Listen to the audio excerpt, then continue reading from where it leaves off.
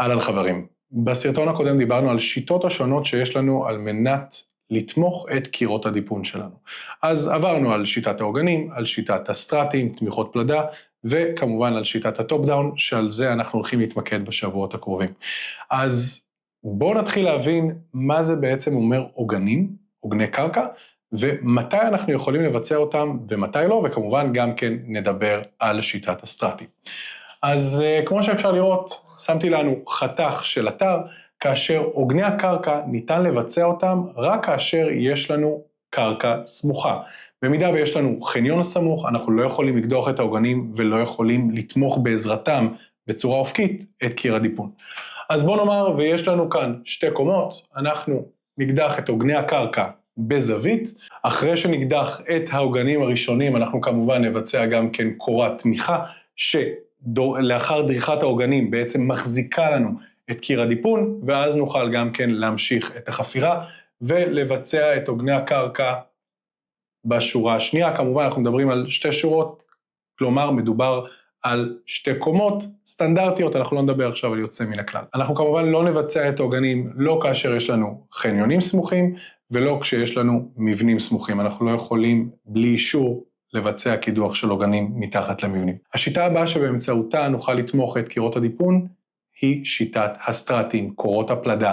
מה שאנחנו עושים כאן, אנחנו בעצם תומכים את קירות הדיפון מצד אל צד עם קורות פלדה. אנחנו בעצם מייצרים תמיכה אופקית שבעצם העומסים של קירות הדיפון מהקיר הזה עוברים לנו כאן, ומהקיר הזה עוברים לנו כאן. כלומר, אנחנו מייצרים עומס לחיצה של קורות הפלדה, בעצם, ותומכים את הקירות שלנו מליפול כלפי מטה. כמובן, גם כאן נעשה את זה בשתי קומות, בשתי שורות. כמובן שהקונסטרוקטור קובע לנו את כמות השורות ואת כמות הקורות פלדה, וכמובן את הגובה שלהם. עכשיו, דבר שמאוד מאוד חשוב לדבר עליו, ככל שהמפתח הזה מצד לצד גדל, כך בעצם האורך של הקורה גדל, ולכן מקטין את התסבולת שלה. על כן, ככל שהמפתח הזה גדל, אנחנו נצטרך גם כן להגדיל את גובה הקורה. ככל שגודל הקורה גדל, כך גם המשקל שלה, וכך גם העלות ביצוע שלה.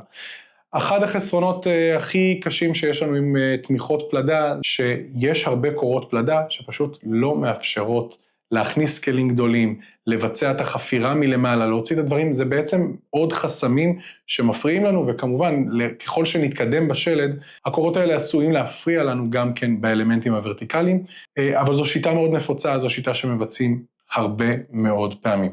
עכשיו אנחנו נעבור לראות חתך של שיטת הטופ דאון, אני אמחוק רגע את הלוח ונחזור. קודם כל, שיטת הטופ דאון זו לא השיטה הנבחרת, זו שיטה שהיא מאוד מאוד קשה לביצוע, ובדרך כלל אנחנו מנסים להתחמק ממנה. אבל בואו נציג אותה גם כן כאן על גבי הלוח. אז השיטה עצמה, מה שהיא אומרת זה לייצר מעין קונזולה, רצפה שהיא ממש במפלס החניון, המפלס המקורי של רצפת החניון, לקבל תמיכה באמצעות קלונסאות שנקדחים לנו מראש, ואז מה שקורה לאחר שאנחנו מבצעים את הטבעת סביב כל האתר, אנחנו מקבלים תמיכה אופקית של מעין ממברנה לקירות הדיפון, ומה שקורה בשיטת הטופ דאון, לאחר שאנחנו יוצקים את הרצפה, הטבעת הראשונה, נכנסים לכאן כלים, חופרים ומוציאים ממרכז הטבעת את הקרקע, וככה מגיעים גם כן למפלס הבא, מבצעים את הרצפה, את הטבעת בשני הצדדים, גם כן תמיכה נוספת לחניון, וממשיכים לבצע את החפירה והוצאה של הקרקע ממש ממרכז הטבעת. אז אלו שלושת השיטות לתמיכת קיר דיפון. אם אהבתם, שימו לייק, תגובה, share, שתפו, עקבו ותהנו. נתראה בפרקים הבאים.